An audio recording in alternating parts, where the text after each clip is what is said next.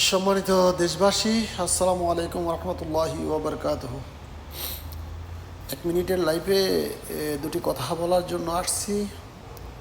আসলে দেশে কোনো মানুষ নেই, সব অমানুষ হয়ে গেছে। বিএনপিতে যারা আজ 56 বছর রাজনীতি করে ওরা অমানুষে পরিণত হয়েছে। ভারতের চাটুকারি করতে করতে, ভারতের পয়সা খেয়ে খেয়ে, ভারতের কথা শুনে শুনে দেশটাকে রসাতলে দিয়ে দিয়েছে। আজ দেখেন প্রতিটা মুহূর্তে নির্বাচন নির্বাচন নির্বাচন। দেশের কি হচ্ছে এটা নিয়ে তাদের কোনো ইয়ে নেই।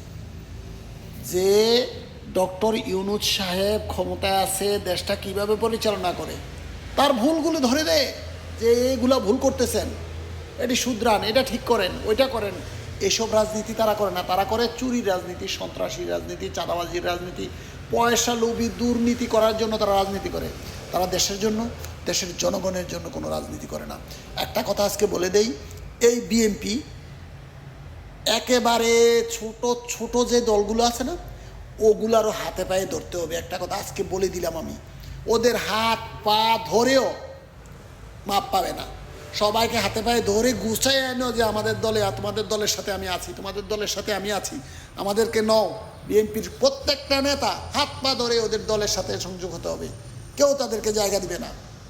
বাংলাদেশের শুধু একমাত্র বিএনপি ছাড়া আর স্বৈরাচার হাসিনার সরকার ছাড়া কেই চায় না যে নির্বাচন।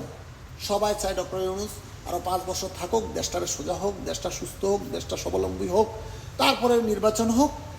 নির্বাচনে যে আসে সে দেশ পরিচালনা করবে, দেশটা সুষ্ঠুভাবে আইন শৃঙ্খলা সব ভঙ্গুর অবস্থায় আছে, এগুলা সঠিক করো, ঠিক করার পরে তারপরে নির্বাচন হবে। সুন্দর নির্বাচন, যে ক্ষমতায় আসে আসবে না। নির্বাচন নির্বাচন তার দাদা, তার পোল দাদা এই ভারত খোঁচায় নির্বাচন দিয়ে তোদেরকে ক্ষমতা দিয়ে, ক্ষমতার পট্টি দিয়ে দিবে জনগণ। মুখটা খারাপ করলাম, বিএনপির ক্ষমতা কোনো দিনে দিবে না জনগণ।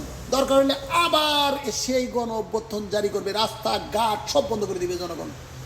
যদি ডক্টর ইউনূসের বিরুদ্ধে কোনো কিচ্ছু হয়, ডক্টর ইউনূস যদি বলে যে আমি চলে যাই, তখন দেখেন বিএনপির ঘরে দুয়ারে, বিএনপির নেতাদের বাড়ি ঘর জ্বালিয়ে সারকার করে দিবে জনগণ। বারবার বলছি, সুষ্ঠুভাবে রাজনীতি করো, সুন্দরভাবে করো। ডক্টর ইউনূস সাহেব কী করে, যদি সে ভুল করে তাকে বলো, ডাকো, বসো যে এটা এভাবে হতো না, এটা ওইভাবে হতো। তোমরা যদি রাজনীতি বুঝেই থাকো তাহলে তোমরা নির্বাচন করো কেন? আর ভুল ধরো, সে কি ভুল করে, এটা হবে রাজনীতি।